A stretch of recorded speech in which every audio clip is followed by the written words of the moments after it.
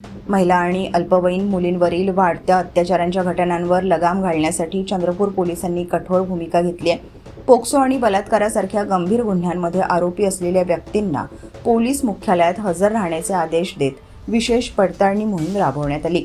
या उपक्रमामुळे जिल्ह्यातील गुन्हेगारांमध्ये चांगलीच खळबळ उडाली आहे। जिल्ह्यातील विविध पोलीस ठाण्यांमध्ये नोंद असलेल्या प्रकरणांमधील आरोपींना मुख्यालयात बोलावून त्यांची परेड घेण्यात आली। यावेळी त्यांच्या सध्याच्या हालचाली, वर्तवणूक आणि जामिनावर सुटल्यानंतरची परिस्थिती याबाबत माहिती घेण्यात आली।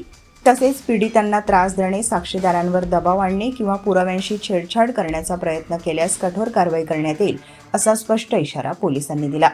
महिला व बालकांच्या सुरक्षेबाबत कोणतीही तडजोड केली जाणार नसल्याचा ठाम संदेश या कारवाईतून देण्यात आला।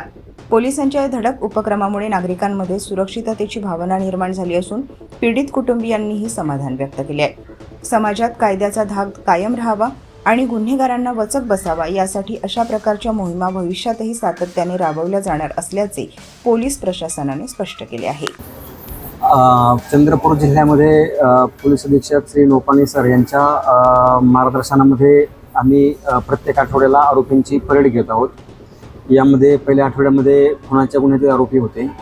त्यानंतरच्या आठवड्यामध्ये आपण जनावरांची तस्करी करणाऱ्या आरोपींची परेड घेतली होती आणि आज ज्या आरोपीवरती पोक्सो आणि बलात्काराचे गुन्हे दाखल आहेत, मागील 5 वर्षातील असे गुन्हे दाखल असणारे जे आरोपी आहेत यांना आपण या ठिकाणी बोलवलेलं आहे। सध्या जवळपास 120 आरोपी समोर आहेत। यांना एकतर अगोदर वॉर्निंग दिलेली आहे। काही आरोपीवरती 2 किंवा त्यापेक्षा अधिक गुन्हे दाखल आहेत आणि या आरोपींना आपण प्रिव्हेंटिव्ह ॲक्शनसुद्धा यांच्यावरती आपण सध्या घेत आहोत।